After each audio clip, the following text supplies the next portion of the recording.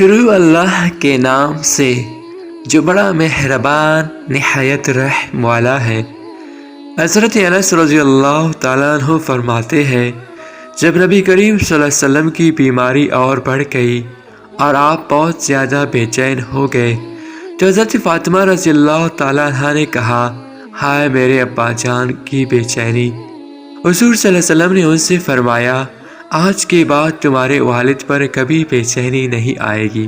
پھر جب حضور صلی اللہ علیہ وسلم کا انتقال ہو گیا تو حضرت فاطمہ رضی اللہ تعالیٰ عنہ نے فرمایا، ہائے میرے ابا جان نے رب کی دعوت قبول کر لی، ہائے میرے ابا جان کا ٹھکانہ جنت الفردوس بن گیا، ہائے میرے ابا جان، ان کی موت پر ہم حضرت جبرائیل سے تعزیت کرتے ہیں۔ پھر جب حضور صلی اللہ علیہ وسلم دفن ہو گئے تو حضرت فاطمہ رضی اللہ تعالیٰ عنہ نے فرمایا، اے انس، تمہارے دل حضور صلی اللہ علیہ وسلم پر مٹی ڈالنے کے لیے کیسے آمادہ ہو گئے؟ حضرت فاطمہ رضی اللہ تعالیٰ عنہ نے فرمایا، اے انس، تمہارے دل کیسے آمادہ ہو گئے کہ تم حضور صلی اللہ علیہ وسلم کو مٹی میں دفنا کر واپس آ گئے؟